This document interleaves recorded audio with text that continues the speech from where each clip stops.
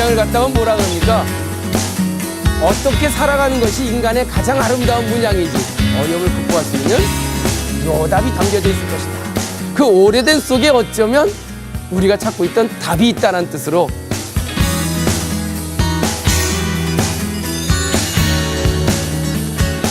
이 안에서 뭔가 우리가 답을 찾고 싶어서 여기 나왔거든요.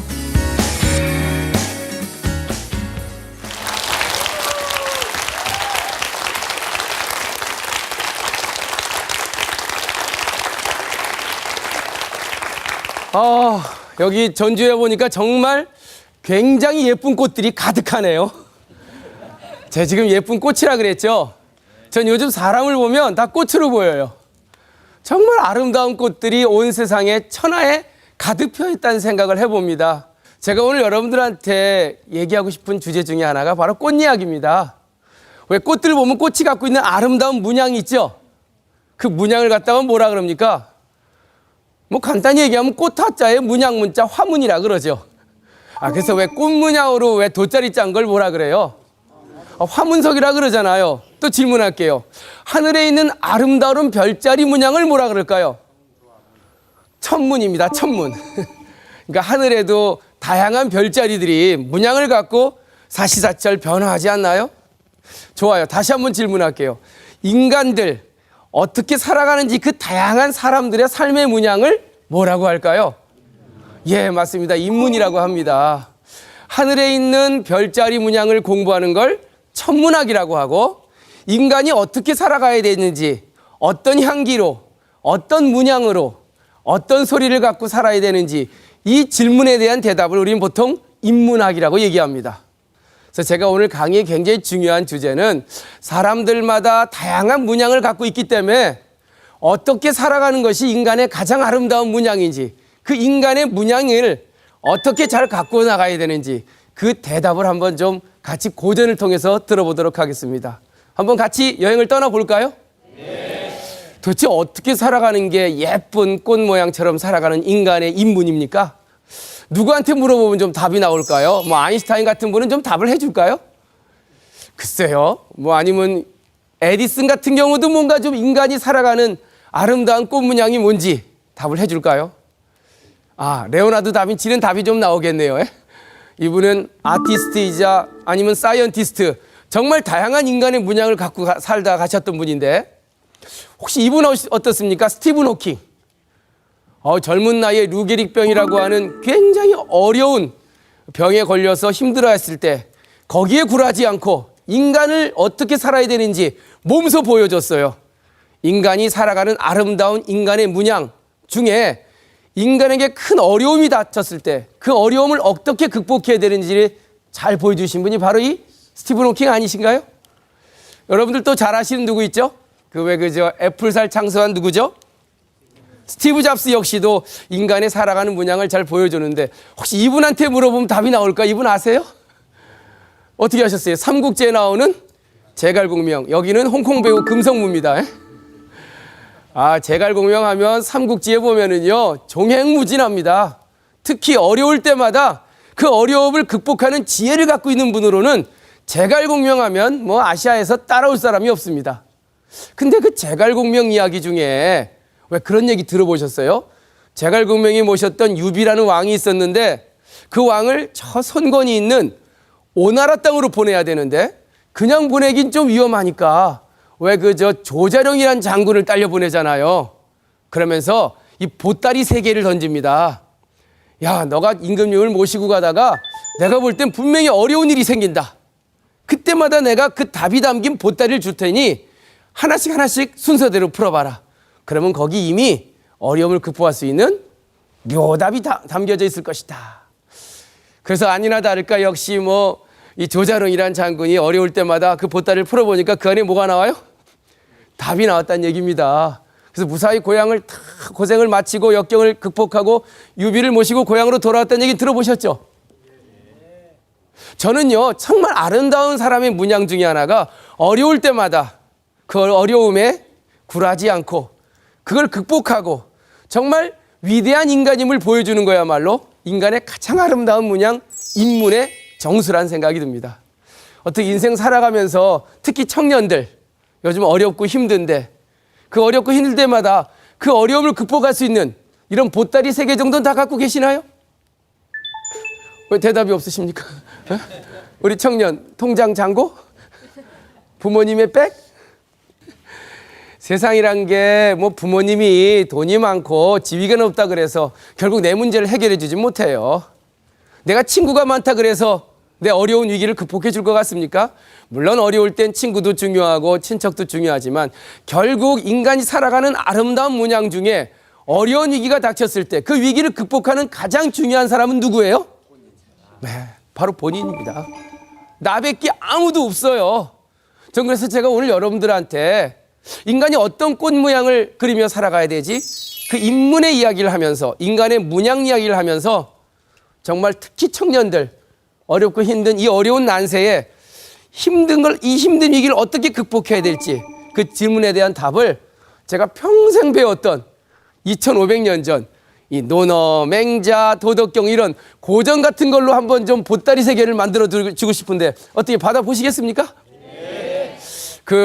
저는요 어려서부터 이 공자왈 맹자왈 정말 우리 할아버지 밑에서 평생 이것만 배우고 살았어요. 저한테 그러는 거예요.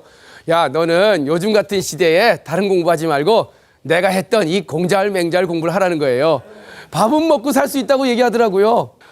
그래갖고 고등학교를 졸업할 때쯤 되니까 대학은 가야 한다 그래서 그때 갈 수 있는 대학을 아무리 찾아봐도 제가 할 수 있는 공부를 가리키는 데는 성균관대학교라는 데밖에 없더라고요.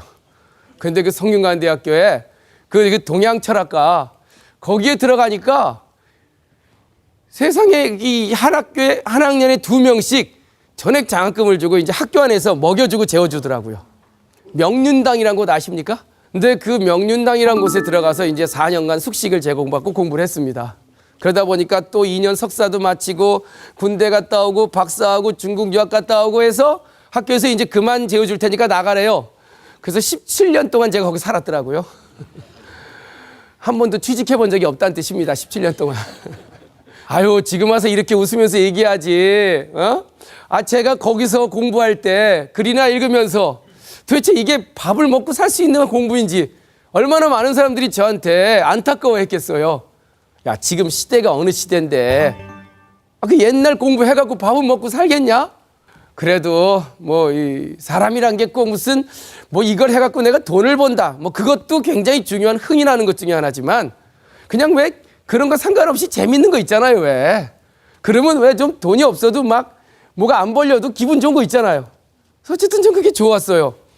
가보니까 또 우리과 선배들이 쟁쟁하신 분들이 많더라고요. 혹시 이분 아세요? 우리과 선배인데 다산정약용이라고. 야, 따져보니까 1783년도에 우리 학교 입학을 하셔갖고 바로 그냥 제가 쓰던 방이 이분이 쓰던 방이었어요. 그러니까 우리과 선배들 중에 괜찮은 분들이 꽤 많아요. 이분도 저희과 선배인데 퇴계 선생이라고 들어보셨죠?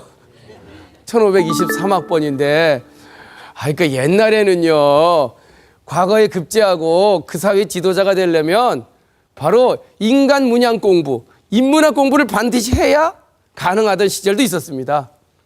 요즘은 인간 문양이 뭔지, 사람이 어떻게 살아야 되는지 아무 고민 없이 그저 수학 영어만 잘하면 출세할 수 있는 시대가 됐지만 적어도 조금만 올라가면 인간이란 도대체 어떤 문양을 그리며 살아야 되지? 라는 질문에 대한 철저한 고민과 해답을 가져본 사람만이 사회를 끌고 나갈 수 있었던 그런 시절이 있었대도요. 인간이 어떻게 살아가야 되는지 사람마다 다 다양한 문양이 있다. 근데 그 인간의 가장 아름다운 문양 중에 하나가 뭐라 그랬어요? 힘들고 위기가 다가왔을 때 취직도 안 되고요. 도대체 살 길도 막막할 때 그때 굴하지 않고 그 위기를 극복하는 거야말로 정말 인간의 최고의 아름다운 문양 중에 하나인데 그 답을 갖다가 제가 배웠던 동양 고전을 통해서 제갈공명이 조자룡에게 주었다는 그 보따리 세계처럼 아름다운 위기를 극복하기 위한 지혜가 담긴 보따리 세계를 고전으로 쏜다 그랬잖아요. 그러려면 내가 적어도 그런 고전을 얘기할 만한 근거는 가져야 될 거 아니에요. 세상이란 게요. 새로운 것도 물론 좋습니다. 고전과 반대되는 게 뭐냐? 어떤 분이 베스트셀러라는 게 베스트셀러. 근데 베스트셀러하고 고전의 차이는요.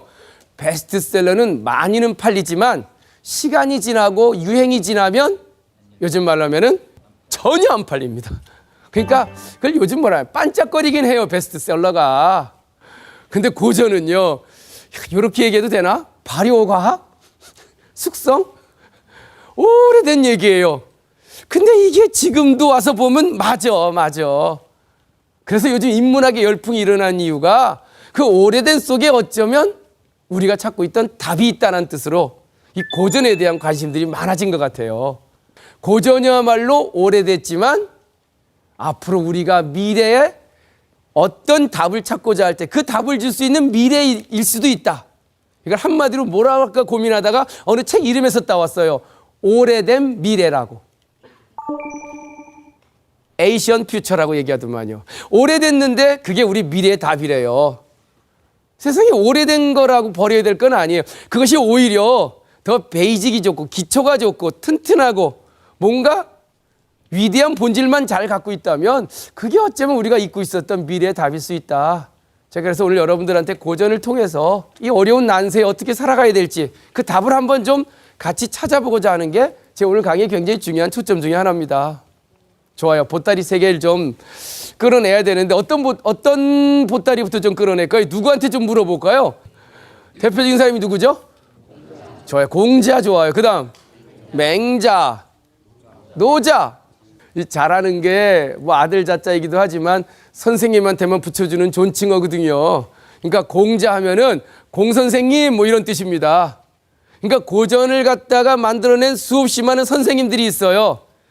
그 중에서 오늘 3분을 여기 모셔다가 한 분 한 분씩 좀 물어보고 싶어서요. 여러분이 한번 뽑아보실래요? 누구를 모실까요? 첫 번째 누구요? 여기 공자님 되게 좋아하시네. 주로 공자님이야말로 어떻게 보면 뭐 2500년간 아시아인들한테는 가장 많은 영향을 끼쳤으니까 좋아요. 공자님 좋아요. 두 번째 누굴까요? 공자님 정도 되려면 적어도 노자 정도 나와줘야 이게 기본적으로 좀 격이 맞습니다. 에? 그래서 왜 중국 문명을 두 축이 있죠. 왜? 그러니까 이 컨피셔니즘, 유교라고 하는 축이 있으면 타오이즘, 도가 철학이란 또 축이 있습니다. 그래서 유교의 대표자가 공자님이라면 도가 철학의 대표자는 노자님이라고 할 수 있죠. 그래서 공자와 노자는 뭔가 우리에게 오래됐지만 미래의 답을 줄 수 있는 인간이 어떻게 살아가야 될지 인간의 문양에 좋은 보따리를 줄 수 있는 분들이기 때문에 이분들 한번 모셔보고 한 명 더 모신다면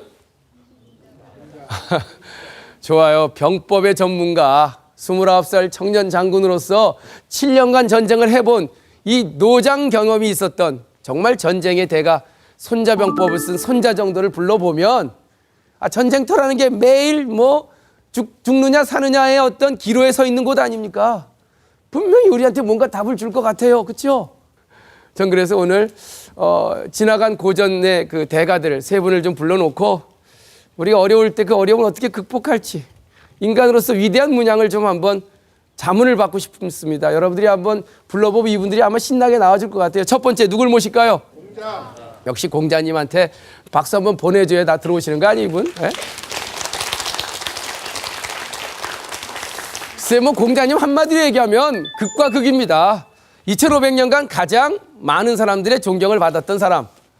베이징 올림픽 개막식 공연에서 그 첫 번째 공연 아이템으로 나와서 전 세계 사람들이 중국을 이해함에 있어서 공자를 제일 먼저 봤던 사람. 그만큼 공자는 지나간 역사 속에서나 미래의 중국에 있어서나 굉장히 뛰어난 사람 중에 하나인데 반면 그의 어린 시절은요 굉장히 힘들고 고달팠습니다. 혹시 들어보셨어요? 공자의 어린 시절? 뭐 사마천이란 역사가가 아주 자세히 적고 있는데 공자는요 정말 어린 시절 힘들고 어렵게 그 어린 시절을 보냈다고 얘기가 되어 있습니다. 24살 때 홀어머님이 돼서 어머니 돌아가실 때까지 어린 시절을 굉장히 천하게 자랐답니다. 심지어는 공자에게는 이복 누나가 9명이 있었대요. 그리고 이복형도 1명이 있었고 남의 집 얘기 자꾸 이렇게 해도 되나? 그러니까 어떻게 보면 논어책에 그런 말이 나와요. 누군가 공자한테 와서 공자님, 선생님은 정말 하늘이 내신 성인인 것 같습니다. 어쩜 그렇게 다능하십니까? 그때면 공자님이 뭐라는 줄 알아요? 논어책에 나옵니다. 야, 내가 무슨 하늘이 내신 성인이냐. 오 소야 천야라. 나는 말이야 소시적에 천하의 인생을 살았어. 그래서 다능, 그래서 능력이 많게 된 거야. 라고 하는 구절이 논어에 나와요. 그러니까 공자의 어린 시절은 아마 어마어마하게 힘들었던 모양입니다. 전 공자님이 여기 내려오시면 우리 청년들한테 무슨 얘기를 과연 해줄까? 무슨 얘기를 해줄까요? 예?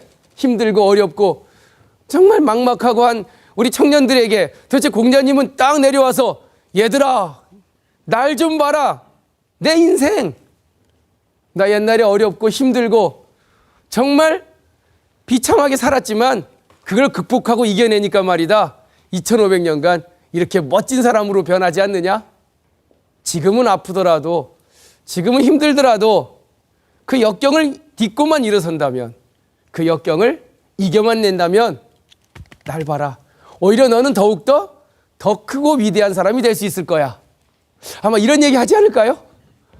이 얘기를 갖다가 주역에 얘기를 해놨어요.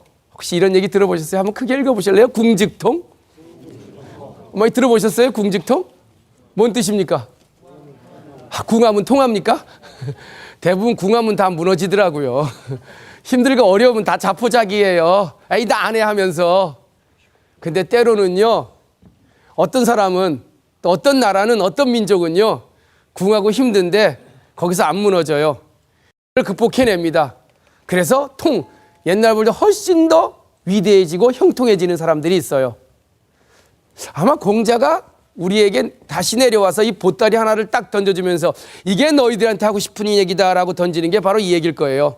궁한 역경을 이겨내면 넌 더욱더 위대해질 거다.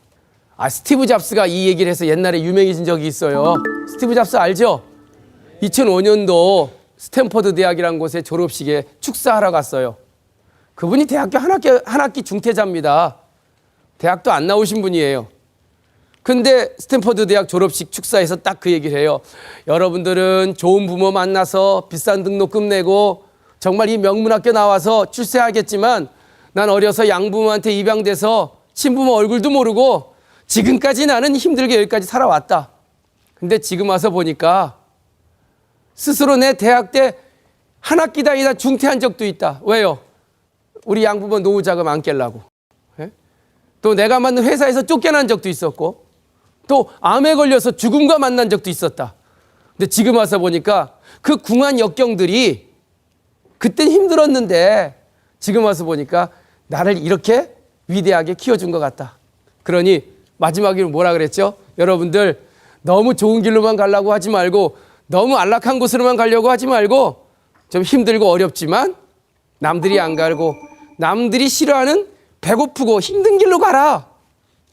인생이란 게 항상 두 가지 길이에요. 궁한 길로 갈 거냐 아니면 편한 길로 갈 거냐. 물론 편한 길로 가는 게 제일 좋지요. 그렇게 살았으면 인생이 뭐 더 아름다운 인간의 문양이 어디 있겠어요. 근데 그건 불가능하다 그랬잖아요 제가. 왜? 살아있다는 건 역경이라고요. 살아있다는 게 그게 고통이에요. 그렇다면은 역경이 다가왔을 때 그 역경을 긍정적으로 받아들이고 그걸 극복하면 오히려 더 위대한 인간이 될 수 있다는 말. 전 이 말이 바로 궁죽통이라는 아주 중요한 이 내용의 본질이 아닌가 싶어요. 맹자도 그런 얘기를 해요. 맹자가 공자보다 한 180년 뒤에 태어났죠. 어려서 똑같아요. 공자님이랑 비슷해요. 3살 때 아버님 돌아가시고 홀어머니 밑에서. 공자가 73세를 살았는데 맹자는 74세를 살았어요. 항상 맹자는 공자에 대해서 어떻게 보면 자기 인생의 그 롤모델인 거예요. 너무나 자기 인생이랑 비슷하니까. 공자가 태어난 곡부하고 맹자가 태어난 추성하고 그렇게 거리가 멀지도 않아요. 택시 타고 30분이면 가요. 요즘 길이 잘 나가고. 맹자에 보면 그런 말이 나와요. 하늘이 그 사람을 장차 크게 형통하게 키우려면 반드시 궁한 역경을 줘서 뒤흔들어야 된대요. 전 그 구절이 꽤 좋더라고요. 하늘이 장차 그 사람에게 대임을 내리기 전에 고기심지 그 사람의 마음과 뜻을 고통스럽게 하고 녹이 근골 그 사람의 근육과 뼈를 수고롭게 하고 악이 체부 그 사람의 몸뚱아리와 피부를 굶주리게 만들어 놓고 공핍귀신이라 그 사람의 신세를 공핍하게 만든대요. 어떻게 얼굴 표정들이 다 안 좋아. 이 정도면 다 어떻게 돼요? 에? 다 말라 죽죠. 다 말라 죽어요. 경제적으로도 힘들어요. 육체적으로도 힘들어요. 정신적으로도 힘들어요. 인생 자체가 공핍해요. 그래 본 적 없으세요? 근데 하늘이 그렇게 그를 뒤흔들어대는 이유가 있대요. 그를 크게 키우려고요. 전 그 마지막 구절이 그렇게 좋더라고요. 그 구절이에요. 너가 지금 편안하고 즐겁고 아무 걱정 없다면 미안하지만 그건 너가 너를 죽이는 일이래요. 같이 한번 따라 읽어보세요. 사어 안락. 안락하면 죽는답니다. 근심도 많고 우환도 많고 걱정도 많아요. 근데 미안하지만 그게 너를 위대하게 만드는 살리는 길이래요. 이것도 한번 따라 읽어보세요. 생어 우환. 크게 한번 해보세요. 사어 안락이요. 생어 우환이라. 요즘 안락하세요? 우환이 많으세요? 우환이 많아요. 그건 하늘이 살리려고 그러는 거야 지금. 이제 하늘이 크게 살리겠네 보니까 우리 저 청년은. 그 왜 요즘 경영학에서 그 매기 이론이라는 게 있더라고요. 매기스 시올이라고 그 노르웨이의 청어잡이들이 만든 이론인데 이게 너무 편안하고 너무 즐거우면 그 개체가 오래 못 산대요. 특히 왜 그 미꾸라지 같은 거 이렇게 수송할 때 보면 왜 편안하게 이렇게 수족관에 넣어서 보내면 도착하면 대부분 다 죽어 있대요. 그래서 오히려 그 미꾸라지의 천적인 메기 있죠, 메기. 메기 몇 마리만 넣어놓으면 미꾸라지들이 그 메기한테 안 잡혀 먹으려고 도망 다닌대요. 근데 도망 다니다가 죽을 타임을 잊어버린대요. 생어 우환이라. 그 메기란 우환이 미꾸라지를 살린대요, 도착하면. 그래서 인간이든 동물이든 개체든 나를 힘들게 하는, 나를 고민하게 만드는, 나를 고통스럽게 만드는 천적이 있어야 더 경쟁력이 좋아진대요. 인생에서 왜 천적이 없겠어요? 나를 힘들게 하는, 학생들은 공부가 힘들게 하나? 아니면 도대체 친구가 힘들게 해요?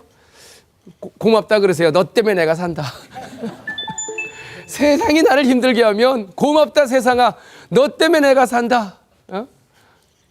사어 안락이요 생어 우환이라.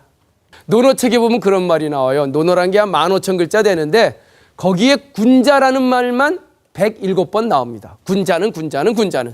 전 이 말이 제일 좋아요. 따라 읽어보세요. 군자고궁. 군자는 평상시에 잘 모른대요. 궁할 때 보면 안답니다. 그렇게 잘 나가던 사람도 좀 힘들면 다 무너지는데 군자는요, 궁할 때 오히려 단단할 꽃자, 더 단단해진대요. 진짜 군자는 바닥치고 희망도 없고 답도 없을 때, 그때 이 정신이 살아있는 사람, 이게 진짜 군자라고 얘기를 합니다. 여러분들 추사 김정희 선생 아세요? 추사 김정희는 뭘로 유명하세요? 추사책 글씨로도 워낙 유명하시지만 이분이 원래 관료 출신이에요. 경주 김씨 아닙니까? 22살에 과거급제에서 얼마나 잘 나가던 55세 나이에 이분이 병조 참판 국방부 차관이 돼요. 인생에 궁한 역경이 별로 없었던 분입니다. 근데 55세 나이에 이분이 아시죠? 유배 가잖아요. 저 제주도 대정이란 남쪽 끝으로 8년 3개월쯤 됐나요? 대부분들 그런 상황이 벌어지면 다 무너져요. 근데 추사 김정희는 어떻게 했습니까? 거기서 뭔가 새로운 궁직통, 그래, 이 역경 속에서 뭔가 답을 찾아보자. 그래서 추사체를 만든 거 아닙니까? 그래서 추사체가 거기서 만들어졌대요. 그러니까 이분 개인의 입장에서 보면 이분에게 닥친 그 유배란 역경이 이분을 뒤흔들어대긴 했지만, 그러나 결론적으로는 뭐예요? 오히려 추사 김정희를 더욱 역사 속에서 빛나게 한 계기가 될 수도 있었던 일 아닌가. 그래서 거기서 왜 그림 하나 그려서 제자한테 보내죠. 그 그림 아세요? 새한도라고. 세상이 다 얼어있는 추운 겨울날 소나무 잣나무 탁 내구로 그려놓고 봐라, 이게 군자다. 여름에야 다 푸르니까 구별이 안 되죠. 추워봐야 안 되며요. 새한 연후에, 논어에 나오는 얘기입니다. 세월이 추워진 연후에야 지 송백지 후조야라. 소나무 잣나무가 정말 늦게 시드는 나무라는 걸 그때서야 알 수 있다. 전 우리 청년 여러분들 가슴 속에 새한도 하나 그려놨으면 좋겠어. 봐라, 이게 내 인생이다. 추위가 닥치고 눈이 내리고 얼음이 얼어도 시들지 않는 이 푸른 소나무 잣나무처럼 내 인생에서 내 살아가는 아름다운 삶의 문양 속에서 어떤 역경이 닥치더라도 난 거기에 시들지 않고 꿋꿋하게 궁즉통에 내 삶의 문양을 그리며 살아가리라. 어떻게 가슴속에 새 한도 하나 그려놨어요? 아마 이거 하나 있으면 웬만한 무서운 거 없을 거려. 우리 첫 번째 보따리 공자님이 와서 하시는 말씀입니다. 나 어렸을 때 힘들었지만 견뎌내니까 보란 말이죠. 얼마나 위대해지는지. 궁하면 붙어라. 붙으면 이긴다. 좋아요. 보따리 하나 됐으니까 두 번째 보따리 또 누구한테 모셔야 되나? 에? 누구요? 아, 노자님도 박수 한번 쳐줘야 나올 거 아니에요. 아, 공자라는 분은 그렇게 어린 시절 역경을 딛고 일어나서 위대한 형통의 위대한 인물이 됐구나. 그럼 노자는 도대체 어떤 보따리를 우리한테 줄까요? 인간이 살아가는 아름다운 문양을 위한. 노자는 잘 나가시던 분이었어요. 요즘 말로 하면은 사마천이라고 하는 역사가는 그렇게 기록합니다. 노자란 사람은 중앙무대에서 놀던 지식인이었다고. 왜 그 낙양성 아시죠? 낙양이 옛날 춘추시대 주나라 수도 서울이었거든요. 거기서 황실 도서관 관장을 하셨대요. 요즘 말로 하면은 뭐 여간 최고 대학 총장님 출신입니다. 아마 요즘 태어났으면 아마 엄청나게 잡지에 많이 실렸을 거려. 근데 그렇게 잘 나가던 노자께서 그렇게 세상의 지식을 다 갖고 있던 분이 어느 날 갑자기 세상의 모든 걸 다 잃게 됩니다. 지위도 잃고 돈도 잃고 명예까지도 잃어버려요. 그리고는 효련히 그 직을 떠나서 서쪽으로 떠납니다. 떠나다 함곡관이라고 하는 어느 국경 마을에 도착했고 거기서 5개월간 함곡관을 지켰던 수비대장에게 밥을 얻어먹으면서 책을 한 권 집필을 해요. 그 책 이름이 바로 노자의 도덕경이다라고 사마천 사기열전 노장 신안열전에 나와 있습니다. 에? 아, 제가 그랬다는 게 아니라 사마천이 그랬다는 얘기입니다. 에? 그러니까 이 잘 나가던 노자 선생님, 대학 총장 출신, 그토록 높은 자리에서 그토록 힘을 가졌던 분이 세상의 모든 걸 다 잃고 결국은 마지막 자기 인생을 정리한 그 노자 도덕경엔 도대체 무슨 얘기를 하고 갔을까요? 인생 무상. 이 사람이란 게 없을 무자 항상 상자, 영원한 게 없다는 걸 말씀한 거예요. 사람들은 가끔 착각을 해요. 내가 갖고 있는 게 영원하다고. 근데 지나고 보면 그게 내 게 아니었어요. 잠깐 빌리고 가지고 있었던 것이지. 그래서 제가 오늘 두 번째 이 노자가 내려오면 여러분들한테 무슨 얘기를 할까 고민해 봤는데 이런 얘기를 할 것 같아요. 힘들고 어려운 것도 역경 중에 하나지만 때로는 이기고 강하고 잘나고 잘 됐을 때도 역경 중에 하나다. 이 말 들으면 도대체 이해 못하는 분 많을 거예요. 아, 취직했는데 무슨 역경이 있습니까? 승진했는데 싸워서 이겼는데 그게 무슨 역경이에요? 근데 희한하게 말이죠. 없는 것도 역경이지만 가진 것도 역경입니다. 그토록 권력을 갖고 가진 것 다 가져본 사람 하루아침에 무너지니까 그냥 끝이더라고요. 그래서 노자 도덕경은 그런 얘기를 해요. 인간이 살아가는 문양 중에서 없을 때도 위기지만 가졌을 때도 위기라고. 그래서 가졌을 때 잘하래요. 을보다는 갑일 때 더 조심하래요. 이해 가세요? 졌을 때보단 이겼을 때 더 조심해야 된대요. 없을 때보단 무언가 채웠을 때 더 조심하래요. 그래서 저는 우리 청년들이 나중에 궁즉통해서 성공했으면 바로 이 보따리를 꼭 기억했으면 좋겠어요. 당신이 성공했다고 해서 어깨에 힘주지 말고 그 성공한 순간 바로 이 보따리를 펴세요. 같이 한번 읽어보실래요?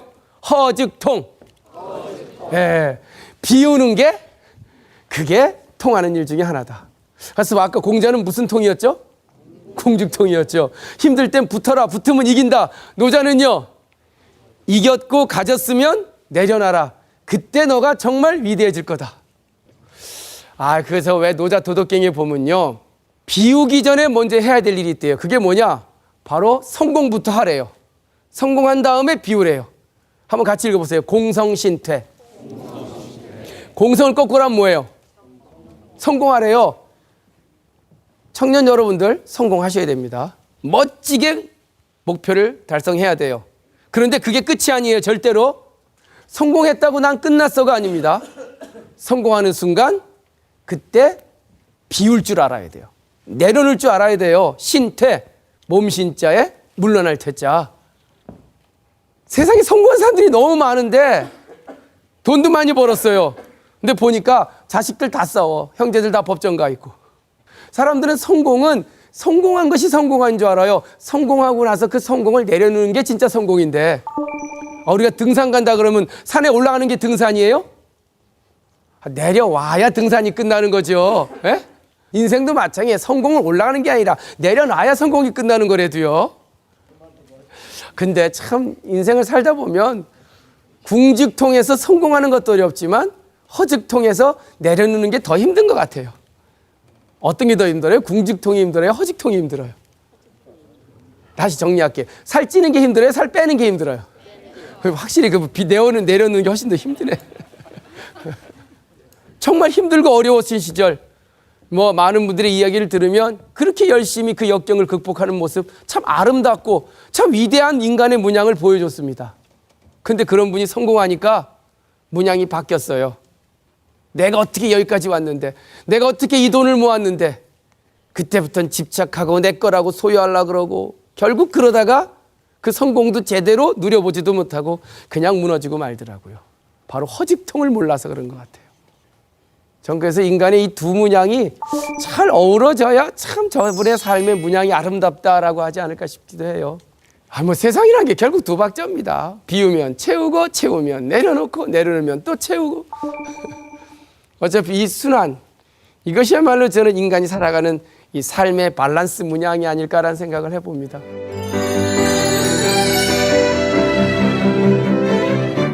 자, 세 번째, 보따리 빨리 받아야죠. 세 번째 누굴까요? 손자 역시도 29살 청년 장군으로서 정말 전쟁터를 누벼본 사람입니다. 이분 어마어마하게 전쟁터에서 성과를 만들어 보신 분이에요.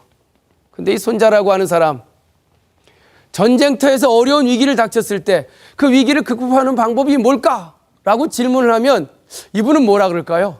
손자병법을 쓴 이 손무라는 29살 청년 장군이 다시 이 시대에 내려와서 정말 가진 것도 없고 후방에 지원도 없고 백도 없는 이 시대 젊은이들에게 당신들이 이 전쟁터에서 살아남으려면 내 한 가지 가르쳐 줄 게 있다. 그게 바로 전략이란 말입니다. 전략. 그래서 손자는 전략은 뭐라 그래요? 타이밍을 읽어낼 줄 알아야 된대요. 언제 들어갈 거냐? 때를 볼 줄 알아야 된다는 거죠. 또 어느 공간으로 들어갈 거냐? 어떤 속도를 내야 될 거냐? 이것이 손자가 얘기하는 굉장히 중요한 전략입니다. 어떻게 때를 기다리고 있습니까 지금? 그때가 올 거예요? 요즘 왜 타이밍도 그냥 타이밍이 아니라 골든 타임이라는 게 있더만. 들어보셨어요? 어떨 때의 1시간은요 다른 때의 20시간하고 안 바꾸는 그 금쪽 같은 시간이 있대요. 인생을 살다 보면 청년 시기의 그 몇 년은 다른 어떤 시기 몇십 년하고 안 바꿀 만한 골든 타임이기도 하대도요. 청년들 안 그렇게 생각해요? 나중에 가보면 그때 그 시절이 정말 골든 타임이었는데. 그래서 이 전쟁에서 전략을 짤 줄 아는 사람은 그 타이밍, 특히 골든 타임을 읽어낼 줄 알아요. 전 특히 청년들은 바로 이 두 가지를 볼 줄 알아야 돼요. 지금의 눈으로 지금만 보지 말고 몇 년 뒤, 앞으로 몇 년 뒤에 어떤 일이 벌어질지 그 타이밍을 읽어내고, 지금은 힘들고 어렵지만 남들이 안 가는 그 공간을 향해 들어갔을 때 어쩌면 남과 다른 전략적 승리를 이룰 수 있다. 남들이 다 가는 시간에 다 가는 곳을 향해서 똑같이 줄을 쓴다면 경쟁이 안 돼요. 취직 원서 들고 다 어디로 가요? 대기업에 가서 줄 서는 거죠. 거기 가서 스펙 갖고 싸워봤자 이길 방법이 별로 없대도요. 내가 가진 게 없으면. 그럼 전략적으로 뭐예요? 남들이 안 가는 시간에 안 가는 곳을 향해서 들어가면 경쟁자가 없을 거 아니에요. 근데 나중에 가면 오히려 그게 더 승리의 답이 될 수도 있다는 겁니다. 저 보세요. 저 남들이 안 가는 곳으로 왔잖아요. 예?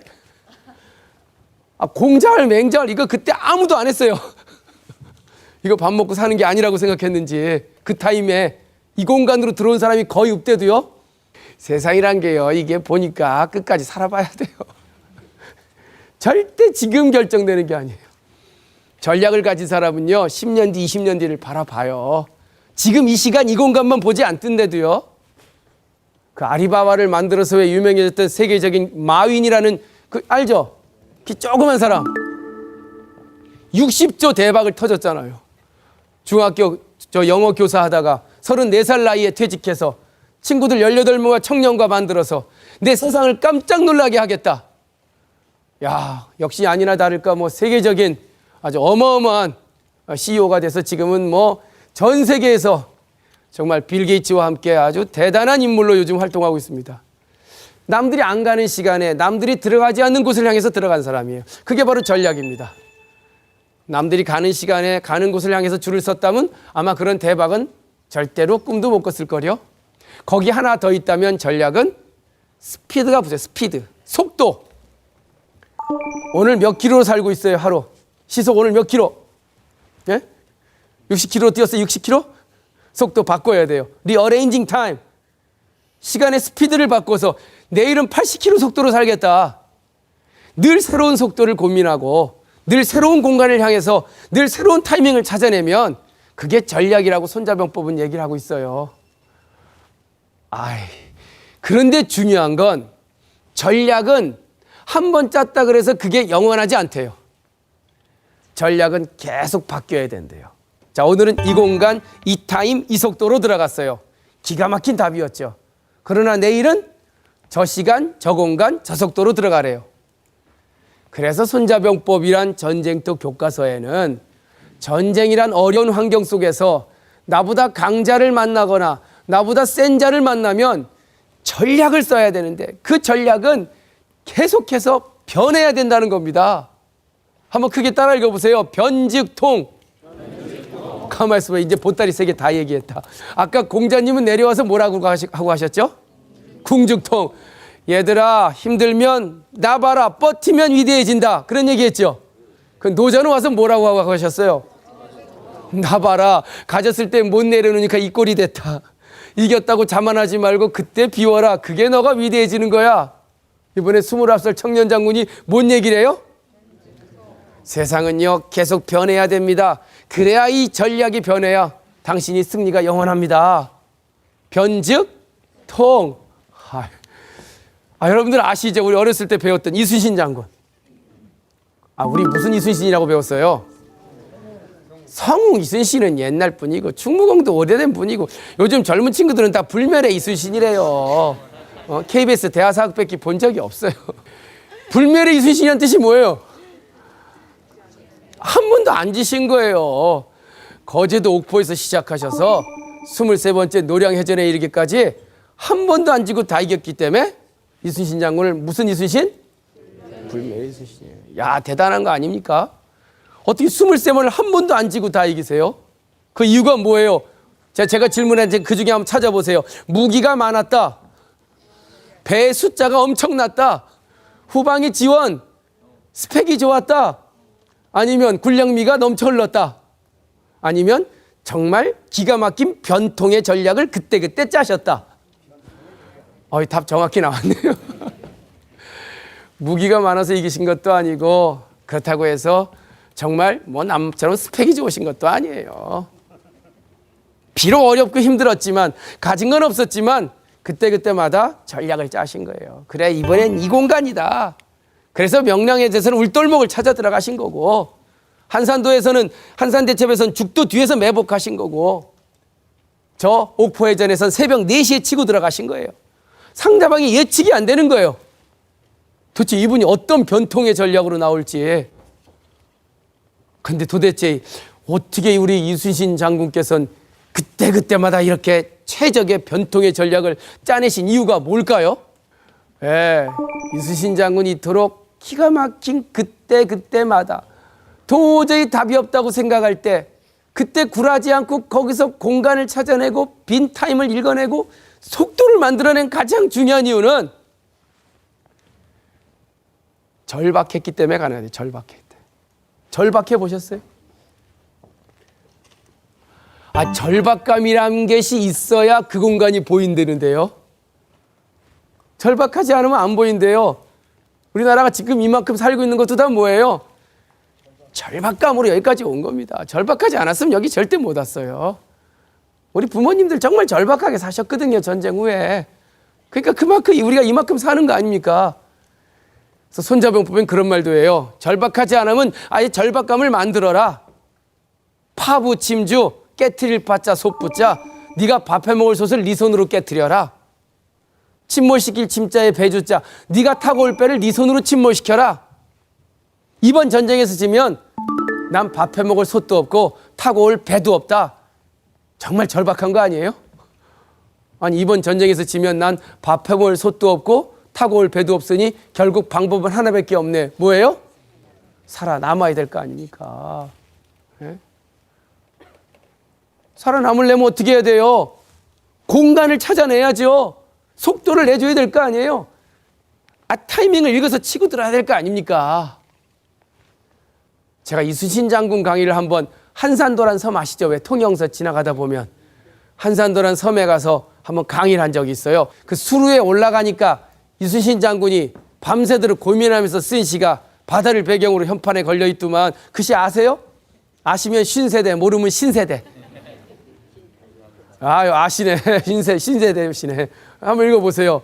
한산섬 달 밝은 밤에 수루에 홀로 앉아 큰 칼 옆에 차고 깊은 시름 하던 차에 어디서 일성우가는 남해를 끝나니. 옛날에 아무렇지도 않게 제가 외웠던 시인데 현장 가서 보니까 가슴이 막 뭉클해지더라고요. 이 깜깜한 밤에 도대체 병사들 다 재워놓고 무슨 깊은 시름에 젖었길래 이 차가운 바람 들어오는 몇 평 안 되는 누구하게 앉아서 이토록 시름에 젖어서 애가 끊어져. 애 아세요? 애? 홍어회 드셔보셨어요? 홍어회? 네? 창자도 많이 물고기 창자가 끊어지는 게 제일 아프대요. 얼마나 아프면 창자가 끊어져요. 네? 도대체 이순신 장군이 뭐 이렇게 창자가 끊어지도록 애가 끊어지도록 이렇게 깊은 시름을 했을까요? 그 절박감이 뭘까요? 그거 도대체. 네? 야 여기서 내가 전쟁해갖고 승리해서 별 하나 더 달아야지. 그런 절박감이었겠어요? 굉장히 중요한 얘기입니다. 적어도 제가 생각하기에 그분이 갖고 있는 절박감은 뭘까요? 나가 아닌 우리에 대한 절박감이 우리요. 우리 청년들은 항상 그 고민을 해야 돼요. 물론 나도 힘들고 내가 먹고 사는 것도 어렵지만 우리라고 하는 고민을 해줘야 전략이 나온대도요. 근데 적어도 전 오늘 청년들한테 그런 얘기를 하고 좀 큰 애가 끊어져요. 큰 절박감을 가졌으면 좋겠어요. 내가 직장을 선택하든 어떤 길을 가든 간에 이것이 나를 위한 일이기도 하지만 내가 이 사회를 위해서 내 이 세상 사람들을 위해서 마치 이순신 장군이 이 나라와 이 백성을 위해서 고민했듯이 그거야말로 진정한 이 변통의 전략이 나오는 굉장히 중요한 전 기본일 거라는 생각이 듭니다. 참 이 세상이라는 게 인간이 살아가는 참 어려운 이 삶이라는 건 뭐 특히 청년들한테는 지금 너무나 힘들다고 다들 얘기를 합니다. 뭐 포기할 게 하도 많아서 요즘 뭐 3포 세대, 5포 세대, 7포 세대 정말 앞으로 뭐 9포, 12포 다 나올 것 같아요. 후대 사람들은 도대체 그걸 이해는 할지 모르겠어요. 예? 결혼도 포기, 취직도 포기, 애도 포기. 그런데 희망까지 포기하면 안 될 것 같아요. 예? 전 그래서 오늘 고전이란 것이 비록 옛날 얘기지만 이 안에서 뭔가 우리가 답을 찾고 싶어서 여기 나왔거든요. 여기서 오래된 그 고전 속에서 인간이 어떻게 살아가야 될지 그 인간의 문양을 한번 좀 돌이켜보자는 거죠. 그래서 이 세 가지 어려울 때마다 우리 청년들이 한번 가슴속에서 꼭 잊지 말아야 될 세 가지 이 보따리를 한번 좀 오늘 같이 고민을 해봤습니다. 첫 번째 누굴 모셨었죠? 예? 공자님 뭐라 그랬어요? 기억나요? 예? 이제부터 궁한 역경만 다가오면 다 뭘 빼요? 궁즉 통하고 빼면 돼요. 그리고 두 번째는 또 누가 나오셨어요? 노전 나와서 야 네가 성공하고 잘나더라도 그때 겸손하고 내려놓고 그때 비워야 돼. 뭐였어요? 참 멋진 거예요. 성공한 자가 딱 내려놓을 줄 알 때 그때 허직통도 기가 막힌 인간의 문양 중에 하나입니다. 그리고 이 청년 장군 손자는 뭐라 그래요? 에?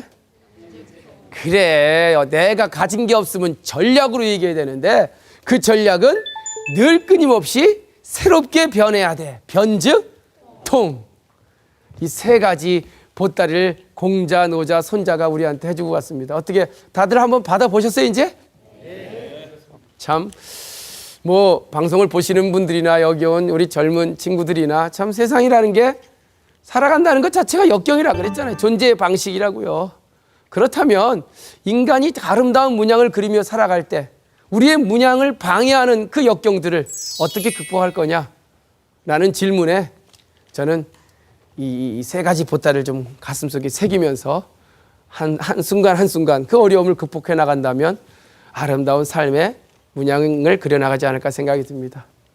오늘 끝까지 인간의 문양 얘기를 들으셔서 감사드립니다. 오늘 강의 마치겠습니다. 네. 절박함이라는 게 있는데도 그 길이라는 걸 찾지를 못하겠더라고요. 변직통을 좀 한번 써봤으면 좋겠어요. 저 같으면 정말 가고 싶은 회사가 있다면 한번 그냥 현장으로 찾아 들어가고 싶겠어요. 아까 그랬잖아요. 남들이 가지 않는 곳으로, 남들이 생각지 못한 시간에. 예? 그게 전략이라 그랬죠. 남들이 다 찾으려고 하는 취업 사이트를 갈 것보다는 그 회사 인상 담당자를 그냥 전화해서 만나봐요. 결정을 해야 할 때는 어떤 판단 하에서 결정을 하시는지. 특히 우리 저는 젊은 청년들한테 그런 얘기를 하고 싶어요. 흥이 나는 곳으로 가라는 거예요. 월급 많이 주는 곳으로 가는 것도 좋지만 흥 있게 일할 수 있는 곳으로 가라는 겁니다.